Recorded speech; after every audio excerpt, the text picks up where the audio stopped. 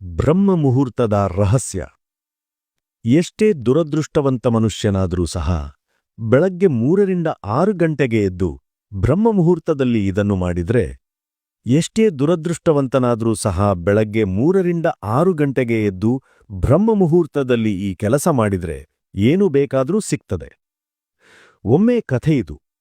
ಮಾತಾ ಪಾರ್ವತಿ ಭಗವಾನ್ ಶಿವನಲ್ಲಿ ಕೇಳಿದ್ರು, ಸ್ವಾಮಿ, ನಾನು ನೋಡಿದ್ದೇನೆ, ಎಷ್ಟೇ ದುರದೃಷ್ಟವಂತ ಮನುಷ್ಯನಾದರೂ ಸಹ ಬೆಳಗ್ಗೆ ಬ್ರಹ್ಮ ಮುಹೂರ್ತದಲ್ಲಿ ಎದ್ರೆ ಅವನು ಬಹಳ ಸುಖಿಯಾಗಿ ಇರುತ್ತಾನೆ. ಇದು ಏಕೆ? ಬ್ರಹ್ಮ ಮುಹೂರ್ತದ ರಹಸ್ಯವನ್ನು ನನಗೆ ತಿಳಿಸಿ. ಅದಕ್ಕೆ ಭಗವಾನ್ ಶಿವ ಹೇಳಿದ್ರು, ಹೇ ದೇವಿ, ಈ ಪ್ರಶ್ನೆಗೆ ಉತ್ತರವನ್ನು ಒಂದು ಕಥೆಯ ಮೂಲಕ ತಿಳಿಸುತ್ತೇನೆ. ದಯಮಾಡಿ ಈ ಕಥೆಯನ್ನು ಗಮನವಿಟ್ಟು ಕೇಳಿ. ಯಾರು ಈ ಕಥೆಯನ್ನು ಸಂಪೂರ್ಣ ಕೇಳುತ್ತಾರೋ ಅವರು ಈ ಅವಕಾಶವನ್ನು ಎಂದಿಗೂ ಕೈಯಿಂದ ಬಿಡುವುದಿಲ್ಲ. ಬ್ರಹ್ಮ ಮುಹೂರ್ತದ ರಹಸ್ಯ ತಿಳಿದುಕೊಂಡರೆ ಸಂಪೂರ್ಣ ಜೀವನವೇ ಬದಲಾಗುತ್ತದೆ. ಭಗವಾನ್ ಶಿವ ಕಥೆ ಹೇಳಲು ಪ್ರಾರಂಭಿಸಿದರು ಮತ್ತು ಮಾತಾ ಪಾರ್ವತಿಯಲ್ಲಿ ಹೇಳಿದ್ರು, ಬಹಳ ಸಮಯದ ಹಿಂದೆ ಕಾಶಿಯಲ್ಲಿ ದೀನು ಎಂಬ ಹುಡುಗ ಇದ್ದ. ಆ ಹುಡುಗ ಬಹಳ ಒಳ್ಳೆಯವನಾಗಿದ್ದರೂ ಅವನಲ್ಲಿ ಒಂದು ಕೆಟ್ಟ ಅಭ್ಯಾಸವಿತ್ತು. ಅವನು ತಡವಾಗಿ ಮಲಗುತ್ತಿದ್ದ. ಬೆಳಗ್ಗೆ ಅವನನ್ನು ಎಬ್ಬಿಸಲು ಮನೆಯವರು ಹಲವು ಪ್ರಯತ್ನ ಮಾಡುತ್ತಿದ್ದರೂ ಅವನು ಪ್ರತಿದಿನ ಬೆಳಗ್ಗೆ ತಡವಾಗಿ ಎದ್ದೇ ಎದ್ದ. ಆ ಹುಡುಗ ಎಂದೂ 9 ಗಂಟೆಗಿಂತ ಮೊದಲು ಎದ್ದಿರಲಿಲ್ಲ. ಅವನು ಬಾಲಕನಾಗಿದ್ದಾಗ ಕುಟುಂಬದವರು ಯೋಚಿಸಿದರು, ಇವನು ದೊಡ್ಡವನಾದಾಗ ಈ ಅಭ್ಯಾಸ ಸುಧಾರಿಸುತ್ತದೆ ಎಂದು. ಆದರೆ ಆ ಹುಡುಗ ದೊಡ್ಡವನಾದಂತೆ ಈ ಅಭ್ಯಾಸ ಇನ್ನೂ ಆಳವಾಗಿ ಬೇರೂರಿತು. ಜಗತ್ತು ಇತ್ತೀಚೆಗೆ ತಿರುಗಬಹುದು, ಆದರೆ ಆ ಹುಡುಗ ಎಂದೂ ಬೇಗ ಎದ್ದಿರಲಿಲ್ಲ. ಅವನ ತಂದೆ ಈ ಅಭ್ಯಾಸದಿಂದ ಬಹಳ ತೊಂದರೆಗೊಳಗಾಗಿದ್ದರು. ಆ ಹುಡುಗನನ್ನು ಎಲ್ಲ ನಕಾರಾತ್ಮಕ ಶಕ್ತಿಗಳು ಸುತ್ತುವರೆದಿದ್ದವು. ಅವನು ಎಲ್ಲರಿಗೂ ಪ್ರತಿಯಾಗಿ ಉತ್ತರ ಕೊಡುತ್ತಿದ್ದ ಮತ್ತು ದಿನವಿಡೀ ಉದಾಸೀನನಾಗಿರುತ್ತಿದ್ದ. ಇದರ ಪರಿಣಾಮ ಅವನ ಆರೋಗ್ಯದ ಮೇಲೂ ಬೀಳುತ್ತಿತ್ತು. ಆ ಹುಡುಗನಿಗೆ ತನ್ನ ಎಲ್ಲ ಸ್ನೇಹಿತರು ಯಶಸ್ಸು ಪಡೆದಿದ್ದಾರೆ ಎಂದು ತಿಳಿದಾಗ ಅವನು ಇನ್ನೂ ಹೆಚ್ಚು ಚಿಂತಿತನಾದ ಮತ್ತು ದೇವರನ್ನು ದೂಷಿಸಲಾರಂಭಿಸಿದ. ಅವನು ಬಾರಿ ಹೇಳುತ್ತಿದ್ದ, ನನ್ನ ಅದೃಷ್ಟವೇ ಕೆಟ್ಟಿದೆ. ಆದರೆ ಅವನ ತಂದೆಗೆ ಆ ಹುಡುಗ ವಿಫಲನಾಗಲು ಕಾರಣ ಏನು ಎಂದು ಚೆನ್ನಾಗಿ ತಿಳಿದಿತ್ತು. ಭಗವಾನ್ ಶಿವ ಹೇಳಿದ್ರು, ಹೇ ದೇವಿ, ಒಂದು ದಿನ ಅವನ ತಂದೆಗೆ ಒಬ್ಬ ಸನ್ಯಾಸಿಯ ಬಗ್ಗೆ ತಿಳಿದು ಬಂತು. ಅವರು ತಕ್ಷಣ ತಮ್ಮ ಮಗನ ಸಮಸ್ಯೆಯೊಂದಿಗೆ ಆ ಸನ್ಯಾಸಿಯ ಬಳಿ ಹೋಗಲು ನಿರ್ಧರಿಸಿದರು. ಸನ್ಯಾಸಿಗೆ ಮಗನ ಅಭ್ಯಾಸಗಳ ಬಗ್ಗೆ ತಿಳಿಸಿದರು ಮತ್ತು ಸನ್ಯಾಸಿ ಹೇಳಿದ್ರು, ನಾಳೆ ನೀವು ನಿಮ್ಮ ಮಗನನ್ನು ಈ ಆಶ್ರಮಕ್ಕೆ ಬರಲು ಹೇಳಿ. ಆಗ ಆ ಹುಡುಗನ ತಂದೆ ಮನೆಗೆ ಹೋದರು. ಅವರಿಗೆ ತಿಳಿದಿತ್ತು, ನೇರವಾಗಿ ಮಗನಿಗೆ ಸನ್ಯಾಸಿಯನ್ನು ಭೇಟಿಯಾಗಲು ಹೇಳಿದರೆ ಅವನು ಎಂದೂ ಸಿದ್ಧವಾಗುವುದಿಲ್ಲ. ಅವರು ಮಗನನ್ನು ಕರೆದು ಹೇಳಿದ್ರು, ನಿನ್ನ ಎಲ್ಲ ಸ್ನೇಹಿತರು ಜೀವನದಲ್ಲಿ ಯಶಸ್ಸು ಪಡೆದಿದ್ದಾರೆ. ನೀನು ಯಶಸ್ವಿ ಆಗಬೇಕೆಂದು ಬಯಸುವುದಿಲ್ಲವೇ? ಹುಡುಗ ಹೇಳಿದ, ಖಂಡಿತ ಪಿತಾಜಿ, ಆದರೆ ನಾನು ನನ್ನ ಸ್ನೇಹಿತರಲ್ಲಿ ಅವರ ಯಶಸ್ಸಿನ ರಹಸ್ಯ ಕೇಳಿದಾಗ ಅವರು ಏನೂ ಹೇಳುವುದಿಲ್ಲ. ಭಗವಾನ್ ಶಿವ ಹೇಳಿದ್ರು, ಹೇ ದೇವಿ. ಆಗ ಅವನ ತಂದೆ ಹೇಳಿದ್ರು, ನನಗೆ ಆ ರಹಸ್ಯ ತಿಳಿದು ಬಂತು.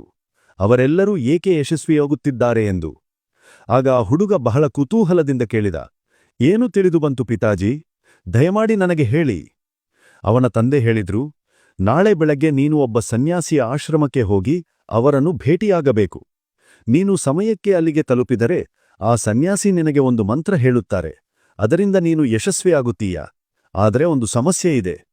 ಹುಡುಗ ಹೇಳಿದ, ಪಿತಾಜಿ, ನಾನು ನಾಳೆ ರಾತ್ರಿ ಪೂರ್ತಿ ಎಚ್ಚರವಾಗಿರುತ್ತೇನೆ ಮತ್ತು ಬೆಳಗ್ಗೆ ಸನ್ಯಾಸಿಯನ್ನು ಭೇಟಿಯಾಗಿ ಬರುತ್ತೇನೆ. ಅವನ ತಂದೆ ಹೇಳಿದ್ರು, ಸರಿ, ನೀನು ಅಲ್ಲಿಗೆ ಹೋಗಿ ಆ ಸನ್ಯಾಸಿಯ ಆಜ್ಞೆಯನ್ನು ಪಾಲಿಸಬೇಕು. ತಂದೆಯ ಮಾತು ಕೇಳಿ ಆ ಹುಡುಗ ಬಹಳ ಸಂತೋಷಪಟ್ಟ. ಜೀವನದಲ್ಲಿ ಮೊದಲ ಬಾರಿಗೆ ರಾತ್ರಿ ಎಚ್ಚರವಾಗಿರುವೋ. ಆದರೆ ಸ್ವಲ್ಪ ಸಮಯದಲ್ಲೇ ಅವನಿಗೆ ನಿದ್ದೆ ಬಂದು ಮಲಗಿಬಿಟ್ಟ. ಮರುದಿನ ಬೆಳಗ್ಗೆ ಎದ್ದಾಗ ಸನ್ಯಾಸಿಯನ್ನು ಭೇಟಿಯಾಗುವ ಸಮಯ ಮುಗಿದಿರುವುದು ತಿಳಿದು ಬಂತು. ಅವನ ತಂದೆ ಹುಡುಗನ ಕಡೆ ನೋಡಿ ಹೇಳಿದ್ರು, ನೀನು ಜೀವನದಲ್ಲಿ ಎಂದೂ ಯಶಸ್ವಿಯಾಗುವುದಿಲ್ಲ, ಹೋಗಿ ಮಲಗು. ತಂದೆಯ ಈ ಮಾತು ಕೇಳಿ ಆ ಹುಡುಗನಿಗೆ ಬಹಳ ದುಃಖವಾಯಿತು. ಅವನು ಮನಸ್ಸಿನಲ್ಲಿ ತನ್ನನ್ನು ಸವಾಲುಕೊಂಡ, ನಾಳೆ ಬೆಳಗ್ಗೆ ಸನ್ಯಾಸಿಯನ್ನು ಖಂಡಿತ ಭೇಟಿಯಾಗುತ್ತೇನೆ. ಅವನು ತನ್ನ ಕಾಲಿನಲ್ಲಿ ಸ್ವಲ್ಪ ಗಾಯ ಮಾಡಿಕೊಂಡ. ನೋವಿನಿಂದ ರಾತ್ರಿ ಪೂರ್ತಿ ನಿದ್ದೆ ಬರದಂತೆ. ಭಗವಾನ್ ಶಿವ ಹೇಳಿದ್ರು, ಹೇ ದೇವಿ, ಇದು ಅವನ ಜೀವನದಲ್ಲಿ ಮೊದಲ ಬಾರಿಗೆ ಸೂರ್ಯೋದಯ ನೋಡಿದ ಸಂದರ್ಭವಾಗಿತ್ತು. ಅವನು ತಕ್ಷಣ ಸಿದ್ಧನಾಗಿ ಸನ್ಯಾಸಿಯನ್ನು ಭೇಟಿಯಾಗಲು ಹೋದ. ಇಂದು ಅವನ ಅನುಭವ ಬೇರೆಯೇ ಆಗಿತ್ತು. ಅವನು ಅತ್ಯಂತ ಶಾಂತನಾಗಿ ಭಾಸವಾಗುತ್ತಿದ್ದ. ನಡೆದುಕೊಂಡು ಹೋಗುತ್ತಿರುವಾಗ ಅವನು ಸನ್ಯಾಸಿಯ ಆಶ್ರಮಕ್ಕೆ ತಲುಪಿದಾಗ ಅಲ್ಲಿ ಸನ್ಯಾಸಿ ಮತ್ತು ಅವರ ಎಲ್ಲ ಶಿಷ್ಯರು ಧ್ಯಾನದಲ್ಲಿ ಕುಳಿತಿದ್ದರು. ಭಗವಾನ್ ಶಿವ ಹೇಳಿದ್ರು, ಹೇ ದೇವಿ, ಧ್ಯಾನದ ಸಮಯ ಮುಗಿದ ನಂತರ ಹುಡುಗ ಸನ್ಯಾಸಿಯ ಬಳಿ ಹೋಗಿ ನಮಸ್ಕರಿಸಿ ಹೇಳಿದ, ನಿಮ್ಮ ಬಳಿ ಯಶಸ್ಸು ಪಡೆಯುವ ಮಂತ್ರ ಇದೆಯೇ? ದಯಮಾಡಿ ನನಗೆ ಆ ಮಂತ್ರ ಹೇಳಿ. ನಾನು ನನ್ನ ಸ್ನೇಹಿತರಂತೆ ಯಶಸ್ವಿಯಾಗಿ ಒಳ್ಳೆಯ ಜೀವನ ನಡೆಸಬೇಕು. ಭಗವಾನ್ ಶಿವ ಹೇಳಿದ್ರು, ಹೇ ದೇವಿ. ಆಗ ಸನ್ಯಾಸಿ ನಗತ್ತಾ ಹೇಳಿದ್ರು, ಸರಿ, ನೀನೇ ಆ ಬಾಲಕ. ನಿನ್ನ ತಂದೆ ನನ್ನನ್ನು ಭೇಟಿಯಾಗಿ ನಿನ್ನ ಬಗ್ಗೆ ಎಲ್ಲವನ್ನೂ ತಿಳಿಸಿದ್ದಾರೆ. ನಾನು ನಿನಗೆ ಆ ಮಂತ್ರ ಖಂಡಿತ ಹೇಳುತ್ತೇನೆ. ಆದರೆ ಹುಡುಗ ಆದರೆ ಎಂಬ ಶಬ್ದ ಕೇಳಿ ಹೆದರಿದ. ಅವನು ಕೇಳಿದ, ಆದರೆ ಏನು ಗುರುದೇವಾ? ಸನ್ಯಾಸಿ ಹೇಳಿದ್ರು, ನಾನು ನಿನಗೆ ಆ ಮಂತ್ರ ಹೇಳುತ್ತೇನೆ. ಆದರೆ ಮುಂದಿನ 21 ದಿನಗಳವರೆಗೆ ನೀನು ನನ್ನ ಆಜ್ಞೆಯನ್ನು ಪಾಲಿಸಬೇಕು. 21 ದಿನಗಳ ನಂತರ ನಾನು ನಿನಗೆ ಆ ಮಂತ್ರ ಹೇಳುತ್ತೇನೆ. ಅಲ್ಲಿಯವರೆಗೆ ನಾನು ಯಾವ ಕೆಲಸ ಹೇಳಿದರೂ ನೀನು ಅದನ್ನು ಮಾಡಬೇಕು. ನೀನು ವಿಫಲನಾದರೆ ಅಥವಾ ಕೆಲಸದ ಮಧ್ಯೆ ನಿನ್ನ ಸಂಕಲ್ಪ ಮುರಿದರೆ ಆ ಮಂತ್ರದ ಪ್ರಭಾವ ಇರುವುದಿಲ್ಲ. ದೃಢ ನಿಶ್ಚಯದಿಂದ ಆ ಹುಡುಗ ಹೇಳಿದ, ನಿಮ್ಮ ಎಲ್ಲ ಆಜ್ಞೆಗಳನ್ನು ಸ್ವೀಕರಿಸುತ್ತೇನೆ. ಮುಂದಿನ 21 ದಿನಗಳಿಗೆ ನಾನು ನಿಮ್ಮ ದಾಸನು. ನೀವು ಏನು ಹೇಳಿದರೂ ನಾನು ಅದೇ ಮಾಡುತ್ತೇನೆ. ನನಗೆ ಕೇವಲ ಆ ಮಂತ್ರದ ಬಗ್ಗೆ ತಿಳಿಯಬೇಕು. ಭಗವಾನ್ ಶಿವ ಹೇಳಿದ್ರು, ಹೇ ದೇವಿ. ಸನ್ಯಾಸಿ ಆ ಹುಡುಗನಿಗೆ ಹೇಳಿದ್ರು, ಸರಿ, ನಾಳೆಯಿಂದ ನಿನ್ನ ಕೆಲಸ ಪ್ರಾರಂಭವಾಗುತ್ತದೆ. ನೀನು ಈ ಆಶ್ರಮದಲ್ಲೇ ವಾಸ ಮಾಡಬೇಕು. ಆ ಹುಡುಗ ಆಶ್ರಮದಲ್ಲಿ ವಾಸ ಮಾಡಲು ಸಿದ್ಧನಾದ.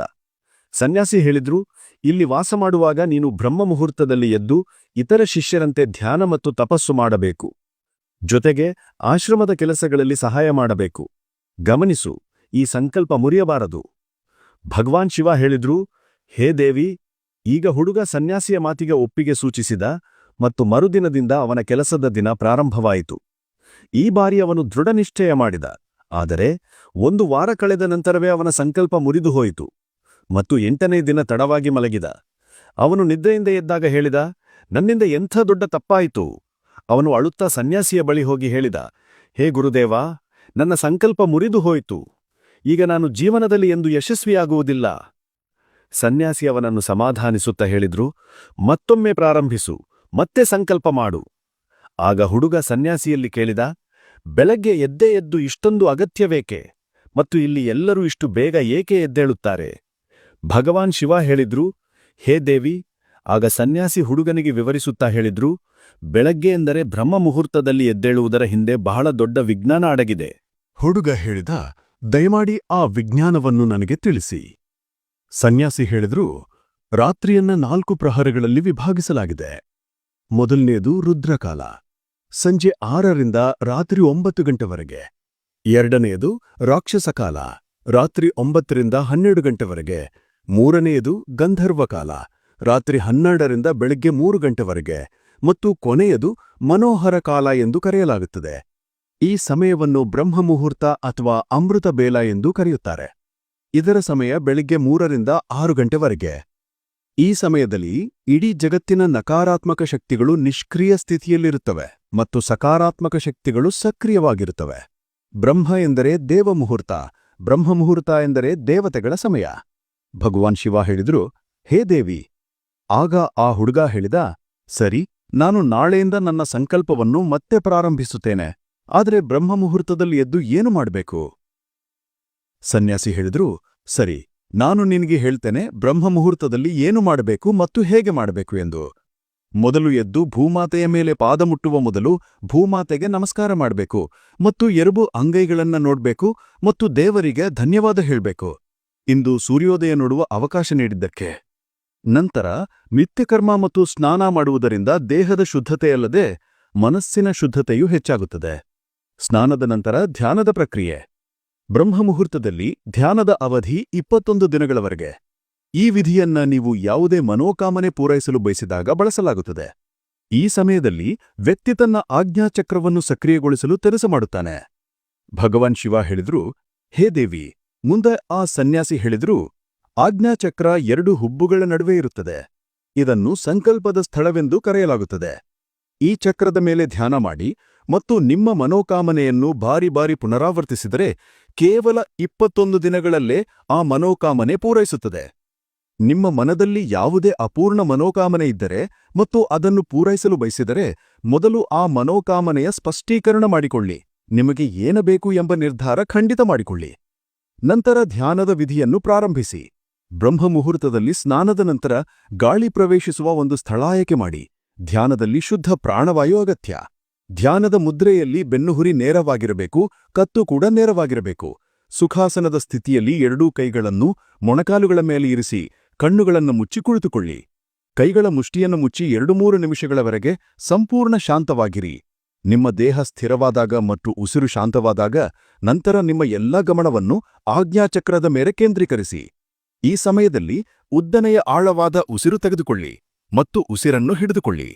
ಈ ಸಮಯದಲ್ಲಿ ನಿಮ್ಮ ಇಚ್ಛೆಯನ್ನು ಮನಸ್ಸಿನಲ್ಲಿ ಪುನರಾವರ್ತಿಸಿ ಮತ್ತು ಇಷ್ಟ ದೇವದೇವತೆಗಳು ಮತ್ತು ಗುರುಗಳ ಚಿಂತನೆ ಮಾಡಿ.